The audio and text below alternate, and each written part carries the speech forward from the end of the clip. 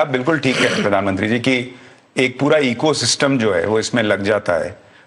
उधर से ये प्रश्न नहीं पूछा जाता कई बार, या पूछने पर भी जवाब नहीं मिलता कि बीजेपी के घोषणा पत्र में कहाँ है कि संविधान खत्म करेंगे, अगला चुनाव नहीं होगा। यहाँ 1 नेशन 1 इलेक्शन की बात चल रही है, लेकिन कहा जाता है कि अगला चुनाव ही मोदी आएंगे तो नहीं कराएंगे, आरक्षण खत्म कर देंगे। लिखी चीजों पर भी झूठ फैलाया जाता है। आपने सीए का जिक्र किया, 3 कृषि कानून जिसमें कहा गया कि किसानों की जमीन छीन ली जाएगी, वो कहीं नहीं लिखा था, कहीं नहीं लिखा है, लेकिन वो भ्रम फैला कर चीजें जो हैं वो खराब की गई। आप जब इस बार ये कह रहे हैं बार बार कि मोदी मर जाएगा लेकिन धर्म के नाम पर आरक्षण नहीं आने देगा, ये बड़ी स्ट्रांग लाइन है। और हमने पाठशाला में दिखाया था कि आप ये आज से नहीं कह रहे हैं, आपने गुजरात के सीएम रहते हुए भी ये चीज जग जाहिर की थी।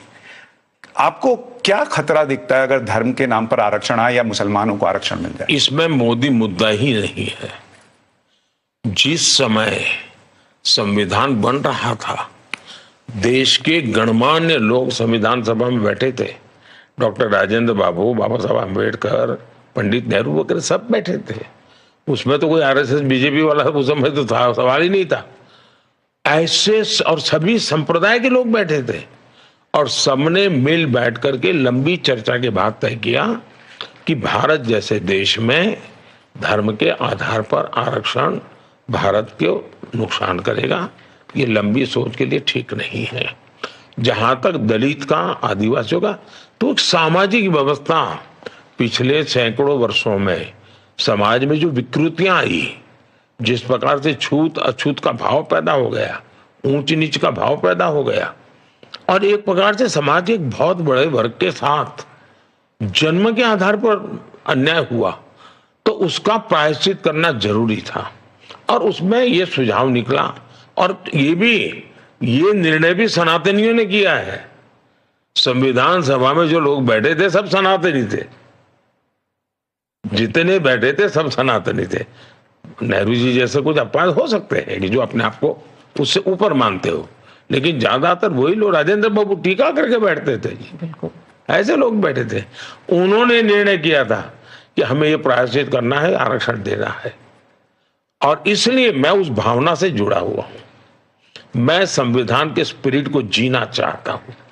मैं संविधान के शब्दों का प्रतिष्ठा बढ़ाना चाहता हूं, और इसलिए मैं डे 1 से कह रहा हूं कि संविधान की भावना के विरुद्ध धर्म के आधार पर आरक्षण। इसका मतलब ये नहीं कि मुसलमान को बेनिफिट नहीं मिलेगा। जैसे हमने जब पार्लियामेंट में 10% का किया आरक्षण, कि सामान्य जाति के गरीब लोग हैं उनको कोई झगड़ा नहीं हुआ, किसी का लूटा नहीं, चोरी नहीं की। सामान्य वर्ग के, चाहे वो ब्राह्मण होगा, बनिया होगा, उसका बेटा भी अगर वो गरीबी वाला है उसको मिलेगा।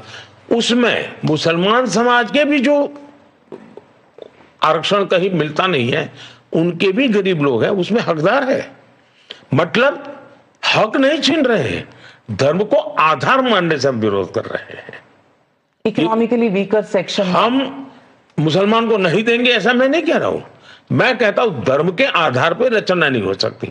इस देश में गरीब है तो हिंदू हो, मुसलमान हो, ईसाई हो, पारसी हो, कोई भी हो, सबको बेनिफिट मिलना चाहिए।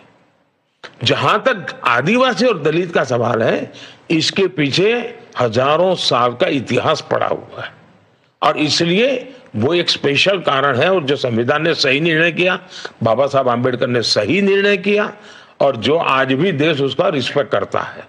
हर पॉलिटिकल पार्टी रिस्पेक्ट करती है, और मैं नहीं मानता हूं कि कोई पॉलिटिकल पार्टी इसका विरोध करेगी। यानी आप हिंदू मुसलमान नहीं करते, मुसलमान करने वालों के विरोधी है।